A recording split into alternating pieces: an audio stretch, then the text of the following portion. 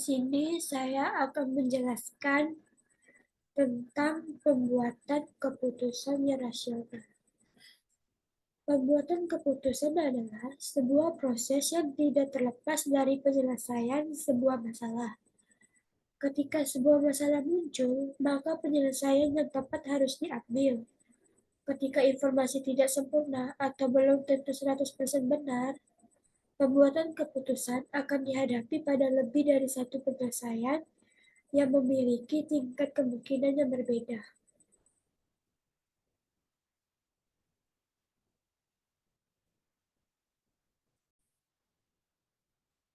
Selanjutnya, teori pengambilan keputusan.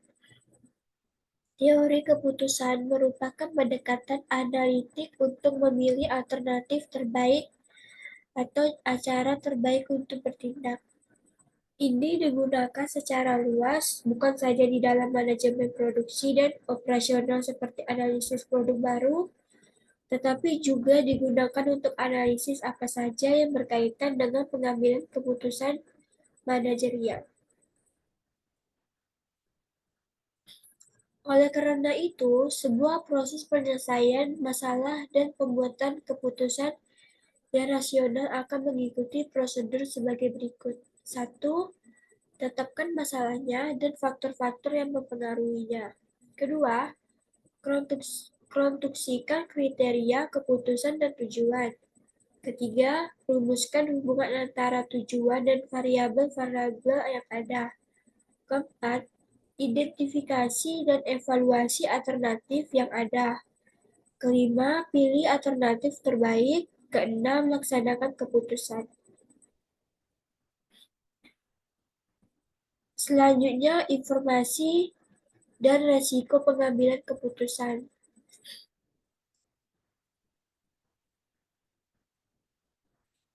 Pada dasarnya, situasi yang nyata dihadapi oleh setiap orang di dalam pembuatan keputusan adalah situasi di antara dua sisi ekstrim, yaitu situasi antara keadaan di mana informasi tersedia dan 100% benar dengan keadaan di mana informasi tidak tersedia.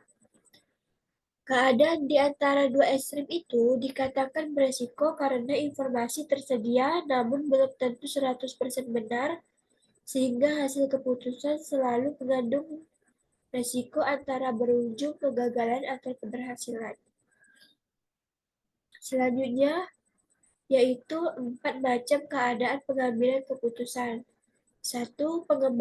Pengambilan keputusan di bawah kondisi kepastian, yaitu dalam hal ini, pengambilan keputusan mengetahui dengan pasti konsekuensi atau hasil dari setiap alternatif keputusan yang dipilih.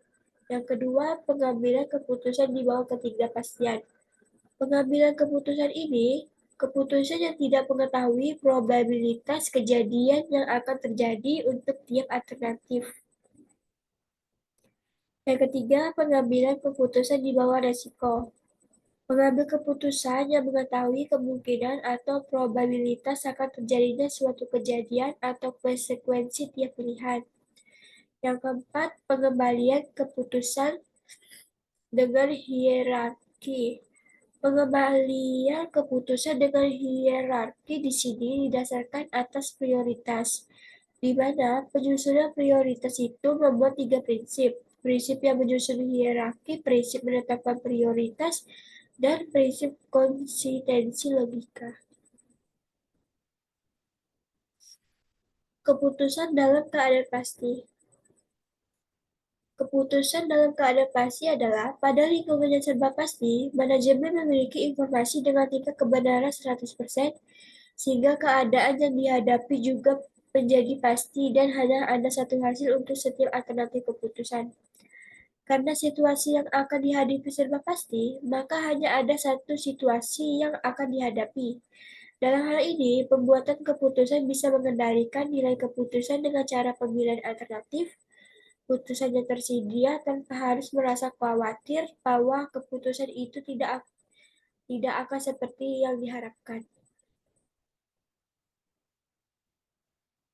Contoh pengambilan keputusan dalam keadaan pasti. Aldi adalah seorang mahasiswa yang memiliki anggaran rutin per minggu dan dituangkan ke dalam fungsi matematik berikut. AR sama dengan 7.000 X1 ditambah 15.000 X2 ditambah 25.000 X3 ditambah 35.000 X4, di mana AR itu adalah anggaran rutin per minggu, sedangkan X1 itu pembelian bensin sepeda motor per liter, X2 itu frekuensi pembelian makan per minggu, X3 frekuensi pembelian pulsa per minggu, sedangkan X4 itu frekuensi pembelian film per minggu. Dalam hal ini, Aldi dapat mengendalikan anggaran rutinnya dengan cara mengendalikan X hasil putusannya, yaitu berapa besar anggaran rutinnya sangat bergantung pada alternatif yang terpilihnya, yaitu kombinasi nilai X. Pilihan kombinasi ini akan menghasilkan nilai AR tertentu yang bisa diduga sebelum secara pasti. Jika Aldi memilih alternatif pembelian bensin 4 liter per minggu, 20 kali makan per minggu, pembelian pulsa 1 kali per minggu, nonton film 1 kali per minggu, maka ia dengan pasti dapat mengetahui hasil putusannya, yaitu AR sama dengan 7.000 dikali 4 ditambah 15.000 dikali 20 ditambah 35.000 dikali 1. Hasilnya yaitu 3.388.000 rupiah. Keputusan dalam keadaan tidak pasti. Keputusan dalam keadaan tidak pasti yaitu kembalikan dari lingkungan yang serba pasti. Lingkungan yang serba tidak pasti tidak menyediakan informasi sama sekali. Dengan kata lain, tidak ada jaminan sama sekali terhadap kebenaran informasi, sehingga keadaan yang dihadapi juga menjadi tidak pasti, dan ada beberapa alternatif keadaan untuk masing-masing alternatif keputusan. Ada beberapa model-model keputusan model alternatif yang bisa merasionalkan perilaku individu yang terlibat dalam proses pembuatan keputusan, yaitu 1. Laplace, kedua Maximin, ketiga Maximus, keempat Hurwitz, keempat Minimax-Regret. Selanjutnya ada kasus dari PT Dreamfield, yaitu manajer PT Dreamfield sedang dalam proses pengambilan keputusan apakah akan melakukan ekspansi kapasitas pabriknya sebesar 20%, mempertahankan skala yang ada, atau mengurangi kapasitasnya sebesar 20%. Nah, hasil analisa terhadap kemungkinan hasil yang akan didapatkan oleh PT Dreamfield pada masing-masing situasi bisnis atau state of nature-nya adalah sebagai berikut. Di sini ada 3 alternatif keputusan, yaitu ekspansi kapasitas pabrik, tetap saja, atau mengurangi kapasitas pabriknya sebesar 20%. Nah, oleh dari kasus ini, berikanlah saran alternatif yang dapat dipilih oleh PT Dreamfield jika menggunakan metode kriteria Laplace, Maximin, Maximax, Hurwitz atau realism dengan tingkat optimismenya 60% dan Maximax regret. Langsung saja kita lakukan masing-masing alternatif metode penyelesaian keputusannya.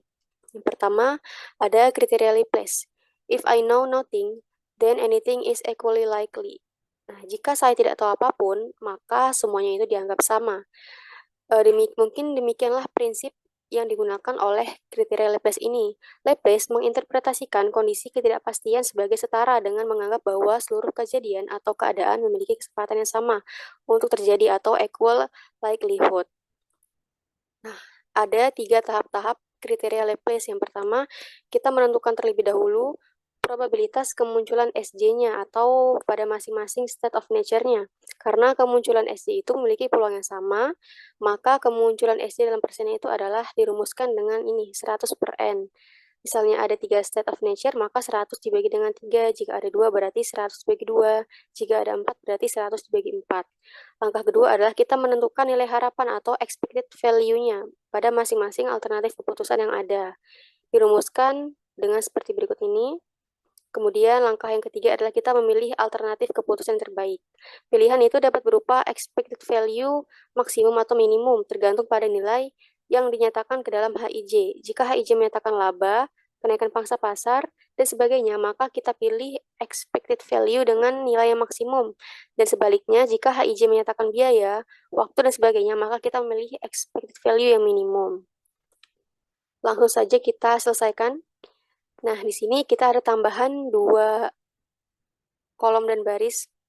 Ada 1 kolom expected value dan 1 baris probabilitas untuk pada masing-masing state of nature-nya. Di sini kita ada 3 state of nature-nya. Ini ada S1, ini ada S2, dan ini ada S3. Langkah pertama, kita menentukan probabilitas pada masing-masing state of nature-nya. Dengan rumus 100% dibagi dengan 3. Nah, dapatlah hasilnya 33,33% atau 1/3. Nah, kita tuliskan 1/3 ini pada masing-masing state of nature-nya. Kenapa sama? Karena kan pada kriteria LPS ini memandang semua kondisi itu yang dihadapi oleh bis itu sama. Maka probabilitasnya itu sama ya pada tiap-tiap S atau state of nature-nya ini 1/3. Lalu langkah kedua kita menentukan expected value-nya. Dengan rumus ini 5 dikali dengan probabilitasnya 1/3. OVK1 itu 5 dikali dengan 1/3 ditambah min 1 dikali dengan 1/3 ditambah min 3 dikali dengan 1/3. Dapatlah hasilnya adalah 0,333. Kita tuliskan pada kolom expected value-nya. Lalu K2, OVK2-nya adalah 3 dikali dengan 1/3 ditambah 2 dikali dengan 1/3 ditambah 0,5 dikali dengan 1/3. Dapatlah hasilnya 1,833. Habis itu untuk expected value alternatif ketiganya itu adalah 2 dikali dengan 1/3 ditambah 1 dikali dengan 1/3 ditambah 0,75 dikali dengan 1/3. Dapatlah hasilnya 1,250. Langkah selanjutnya kita memilih alternatif terbaik. Karena ini memiliki tujuan maksimasi kasusnya, maka kita akan memilih expected value-nya itu dengan nilai tertinggi. Kita lihat di antara 0,33, 1,833, dan 1,250 ini mana sih yang paling maksimum nilainya? Ya, yang kedua ini, yaitu 1,833. Maka kesimpulannya adalah, dengan menggunakan model kriteria Laplace, keputusan tidak melakukan ekspansi ataupun mengurangi kapasitas pabrik, atau dengan kata lain kita tetap menggunakan skala pabrik yang ada, merupakan keputusan yang lebih menguntungkan bagi PT Dreamfield. Nah, seperti inilah pengerjaan dengan menggunakan kriteria Laplace. Selanjutnya, ada kriteria Maximin. Proses pembuatan keputusan yang mengacu pada kriteria Maximin adalah konservatif. Dalam proses ini, pembuat keputusan akan memandang kemungkinan keadaan yang akan terjadi adalah buruk. Oleh karena itu, pembuat keputusan akan selalu memilih kemungkinan keadaan yang memiliki nilai putusan minimum, dan kemudian secara rasional kita akan memilih alternatif keputusan yang menghasilkan nilai keputusan yang maksimum. Kita langsung saja selesaikan dengan kriteria maksimum ini. Nah, di sini ada tambahan kolom terburuk untuk kriteria maksiminnya ini ya. Langkah pertama kita memilih dulu nih kemungkinan keadaan yang terburuk di antara state of nature-nya.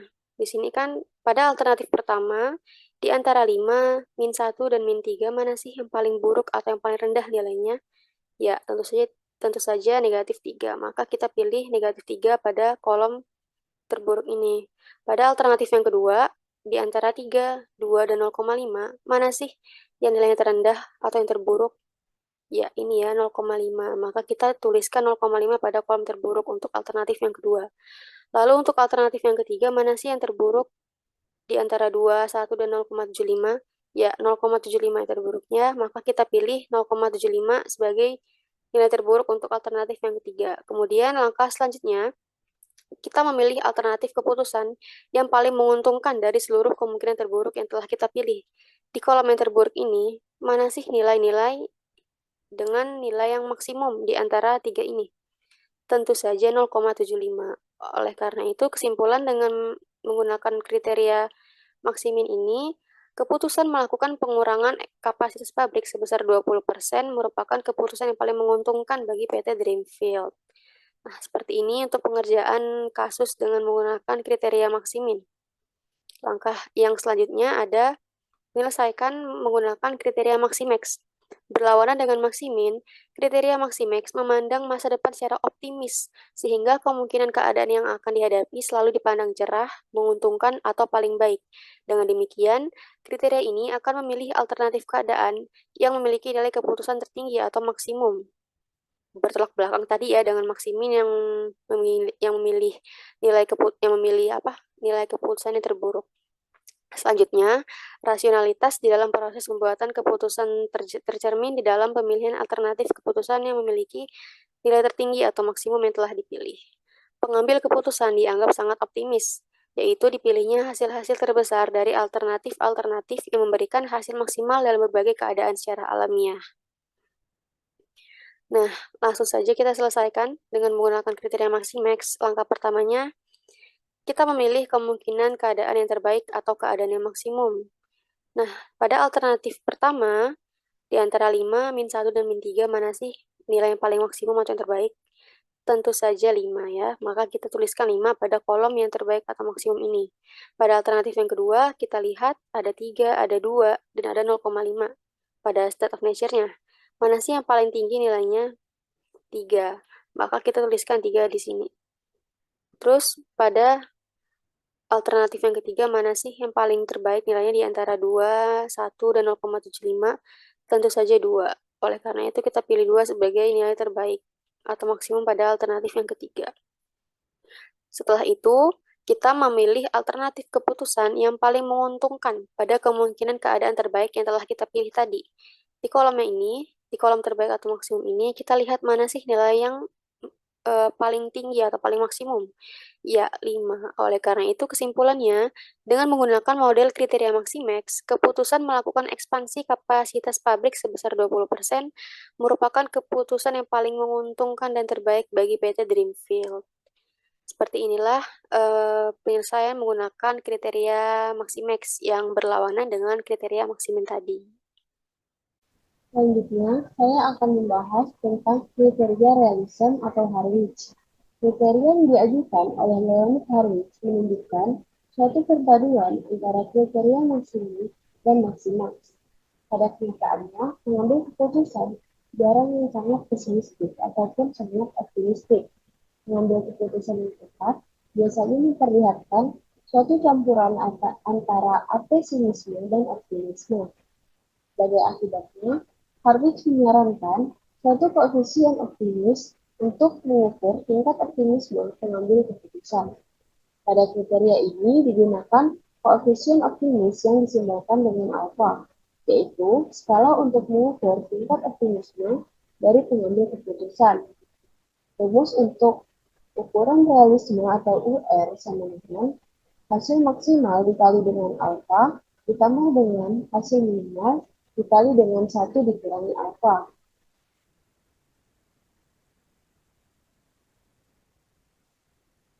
Ini merupakan contoh soal dan penyelesaian untuk kriteria Harwich. Di sini terdapat beberapa alternatif keputusan dan terdapat state of nature atau S1, S2, dan S3-nya.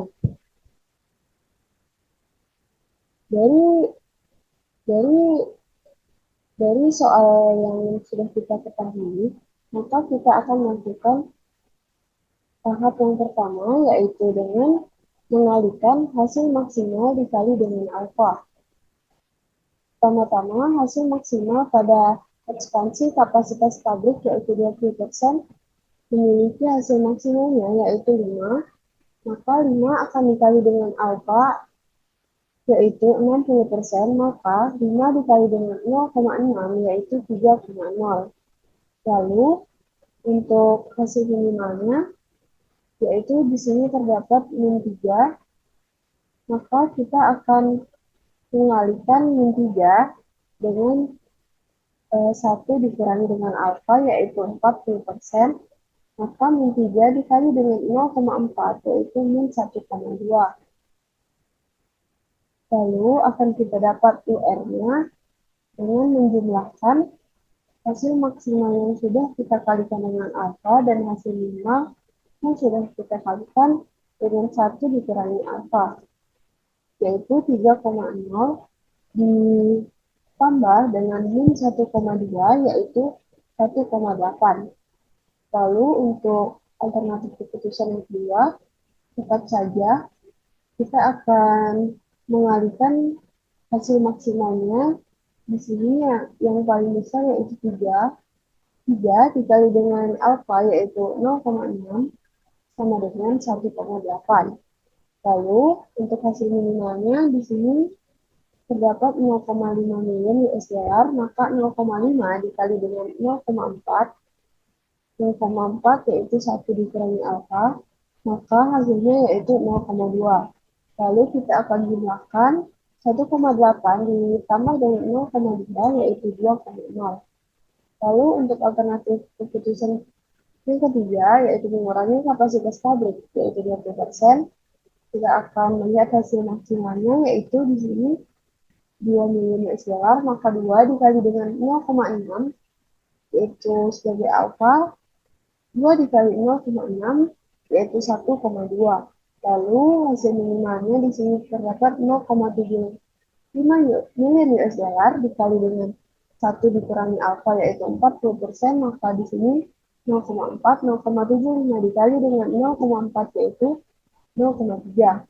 Maka hasil tersebut akan kita gunakan 1,2 ditambah dengan 0,3 yaitu 1,5. Maka terdapat 3 hasil UR yang sudah kita ketahui. Lalu kita akan melihat hasil terbesar. Hasil terbesarnya yaitu 2,0. Maka UR terbesarnya akan kita ambil yaitu dengan alternatif keputusan tetap saja. Kesimpulannya, dengan menggunakan model kriteria Harwich, keputusan tidak membutuhkan ekspansi ataupun mengurangi kapasitas pabrik sebesar 20% adalah keputusan yang lebih menguntungkan bagi PT Greenfield. Lalu selanjutnya terdapat kriteria savage atau minimax target. Penyesalan apabila datangnya terlambat sering tidak berguna. Kriteria savage mengetengahkan sebuah pendekatan yang menggunakan konsep opportunity loss atau nilai kesempatan yang hilang akibat memilih satu keputusan. Sebagai gambaran nilai penyesalan yang akan ditanggung oleh pembuat keputusan. Penyesalan seseorang pembuat keputusan menjadi ukuran kegagalan untuk membuat keputusan terbaik. Tentunya, para pembuat keputusan tentunya menghendaki agar kerugian atau biaya kesempatan yang hilang adalah seminimum mungkin. Di sini terdapat contoh soal dengan kriteria savage. Di sini terdapat beberapa alternatif keputusan dan stage of nature yaitu recovery, stagnating, dan regression. Pertama, kita akan menentukan opportunity loss atau regret untuk setiap nilai keputusan dengan menyusun tabel opportunity loss. Yang kedua, kita akan menentukan nilai opportunity loss yang terbesar dari masing-masing alternatif. Yang ketiga, kita akan memilih alternatif keputusan yang memiliki nilai maksimum regret terkecil.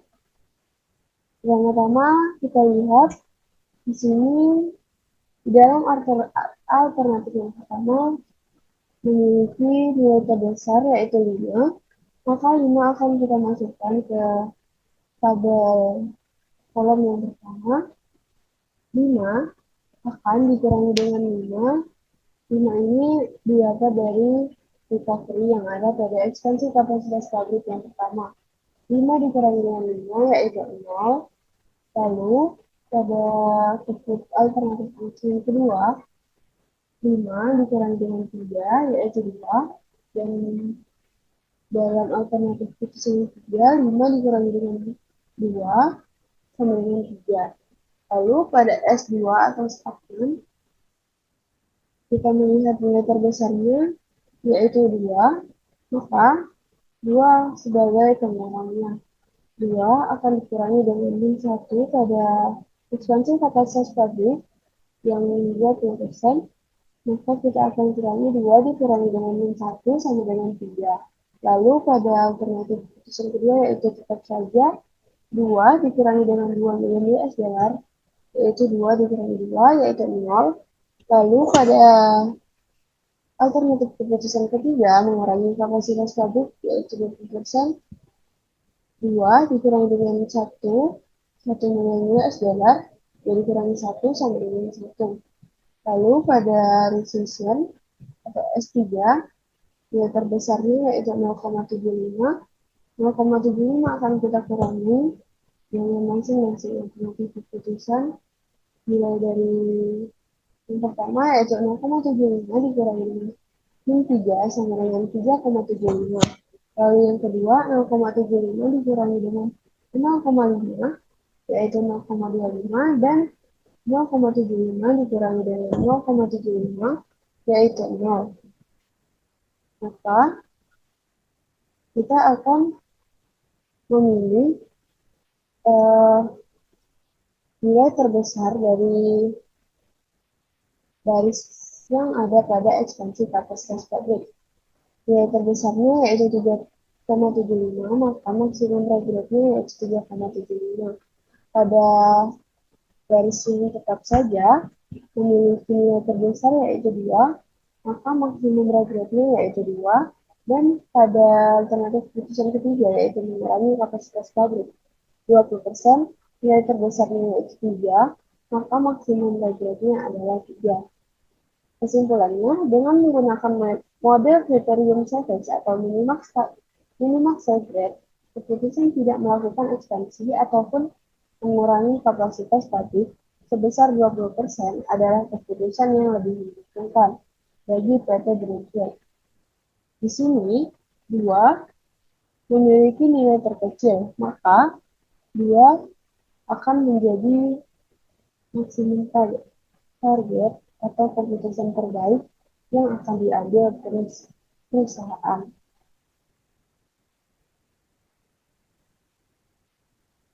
Lalu, terdapat keputusan dalam keadaan berisiko. Keputusan dalam keadaan berisiko. Risiko sebuah keputusan ditentukan oleh informasi yang tersedia. Semakin tinggi kebenaran informasi, maka semakin rendah risiko yang akan ditanggung oleh pembuat keputusan. Demikian pula sebaliknya. Berbeda dengan pembuatan keputusan dalam kondisi yang tidak pasti, di mana informasi sama sekali tidak tersedia sehingga risiko sebuah keputusan tidak dapat diketahui. Pembuatan keputusan dalam kondisi yang berisiko menghadapi kondisi-kondisi yang bisa diketahui. Kemungkinan munculnya karena informasi tersedia.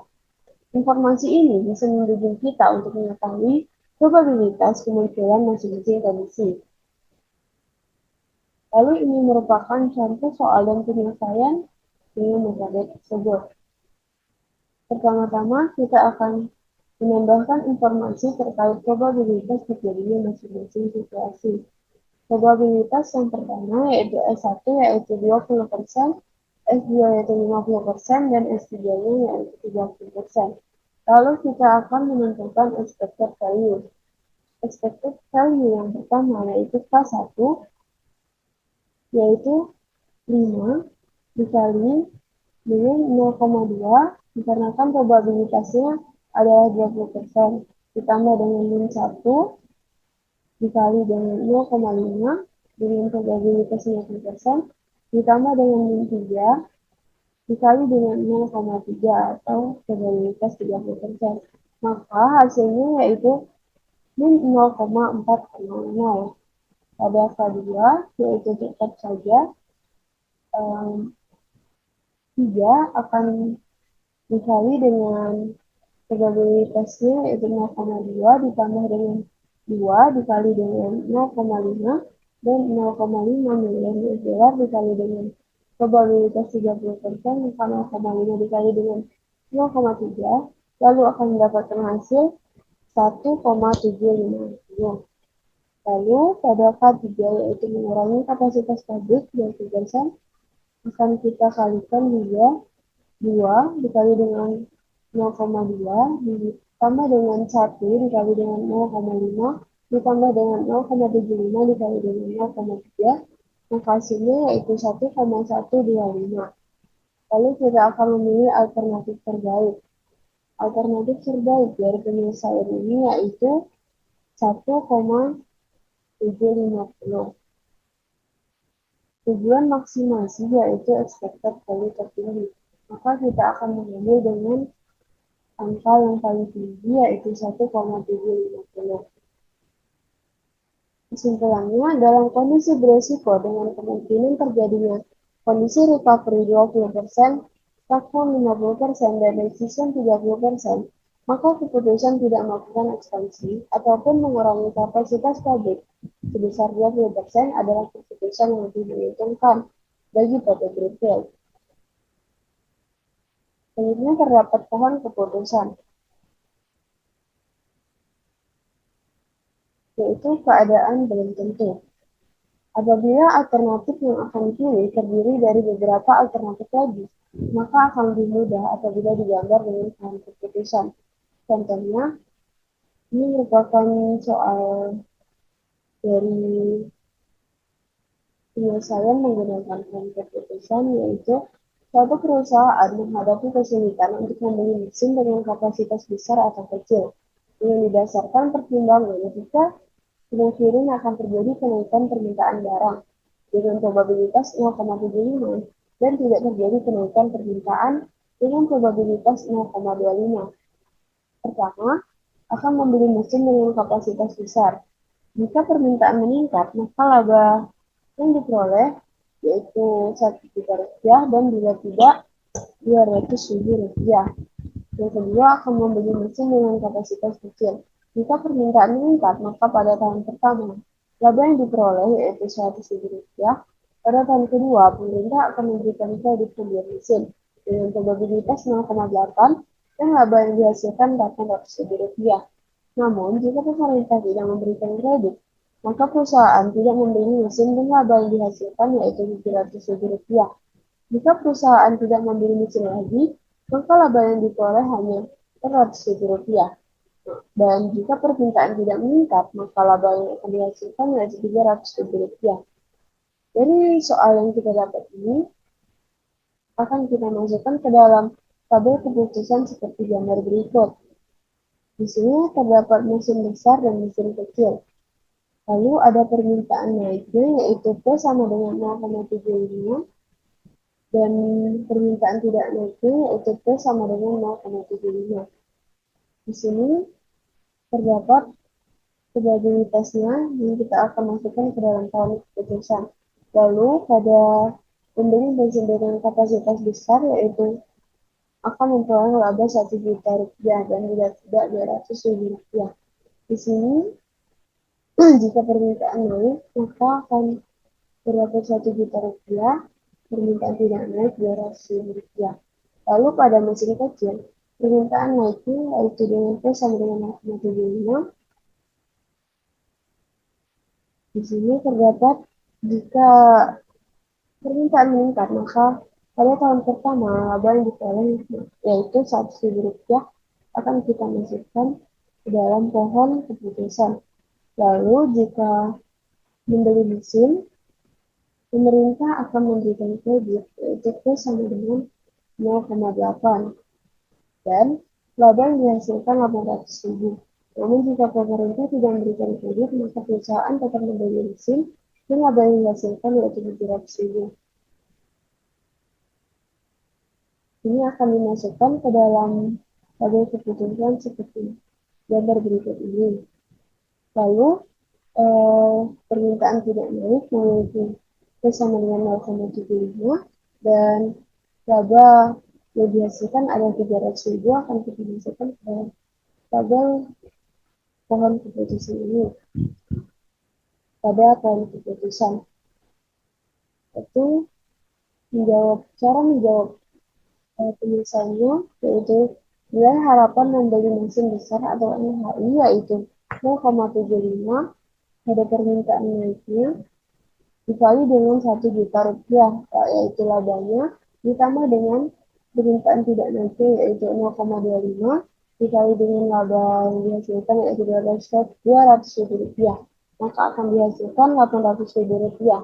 Lalu nilai harapan membeli mesin kecil atau NH2 yaitu pada permintaan naik 0,75 dikali dengan 100.000 lalu ditambah 780.000 yang didapat dari 0,8 dikali dengan 800.000 ditambah dengan 0,2 ditambah dengan 700.000, maka akan mendapatkan hasil 780.000. Lalu akan ditambah dengan 0,25 pada permintaan tidak naiknya dan dikali dengan labanya yaitu 300.000 akan mendapatkan hasil 735.000 rupiah. Lalu pada nilai harapan membeli mesin baru di tahun kedua atau NH2A yaitu 0,8 pada pemerintah memberi kredit yaitu P-nya yaitu 0,8 dikali dengan 800.000 yaitu labanya ditambah dengan 0,2 pada pemerintah tidak memberikan kredit dikali dengan labanya yaitu 700.000 rupiah maka akan mendapatkan hasil 780.000 rupiah. Lalu nilai harapan tidak membeli mesin baru di tahun kedua atau NH2B yaitu 400.000 rupiah nilai pada tidak membeli mesin. Itulah contoh soal dan contoh penyelesaian dari pohon keputusan. Sekian materi dari kelompok kami. Mohon maaf apabila ada kesalahan. Wassalamualaikum warahmatullahi wabarakatuh.